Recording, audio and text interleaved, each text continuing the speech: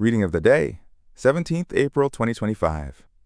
A reading from the book of Exodus chapter 12, verses 1 to 8, 11 to 14. The Lord said to Moses and Aaron in the land of Egypt, "This month shall stand at the head of your calendar. You shall reckon it the first month of the year. Tell the whole community of Israel, on the 10th of this month, every one of your families must procure for itself a lamb, one apiece for each household.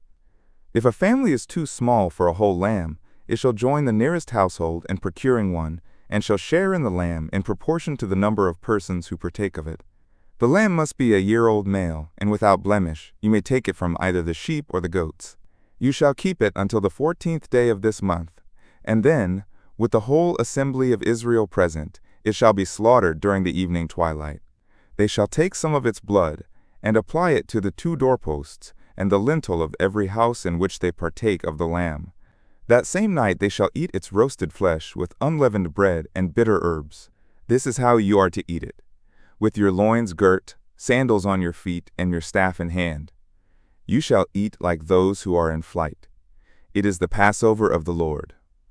For on this same night I will go through Egypt, striking down every firstborn of the land, both man and beast, and executing judgment on all the gods of Egypt. I, the Lord. But the blood will mark the houses where you are. Seeing the blood, I will pass over you. Thus when I strike the land of Egypt, no destructive blow will come upon you. This day shall be a memorial feast for you, which all your generations shall celebrate with pilgrimage to the Lord, as a perpetual institution."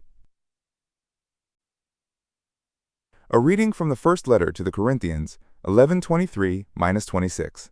Brothers and sisters, I received from the Lord what I also handed on to you, that the Lord Jesus, on the night he was handed over, took bread, and, after he had given thanks, broke it, and said, "This is my body that is for you. Do this in remembrance of me." In the same way also the cup, after supper, saying, "This cup is the new covenant in my blood.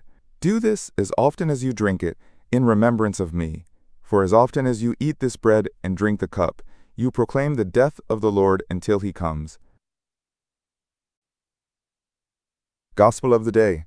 From the Gospel according to John chapter 13, verses 1 to 15. Before the feast of Passover, Jesus knew that his hour had come to pass from this world to the Father. He loved his own in the world, and he loved them to the end. The devil had already induced Judas, son of Simon the Iscariot, to hand him over.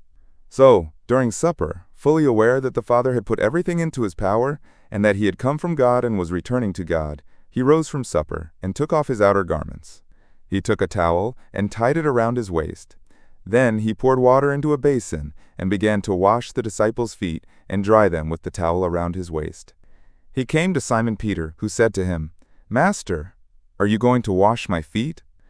Jesus answered and said to him, "What I am doing you do not understand now, but you will understand later." Peter said to him, "You will never wash my feet." Jesus answered him, "Unless I wash you, you will have no inheritance with me." Simon Peter said to him, "Master, then not only my feet, but my hands and head as well." Jesus said to him, "Whoever has bathed has no need, except to have his feet washed, for he is clean all over. So you are clean, but not all." For he knew who would betray him. For this reason he said, "Not all of you are clean." So when he had washed their feet and put his garments back on, and reclined at table again, he said to them, "Do you realize what I have done for you? You call me teacher and master, and rightly so, for indeed I am. If I, therefore, the master and teacher, have washed your feet, you ought to wash one another's feet. I have given you a model to follow, so that as I have done for you, you should also do."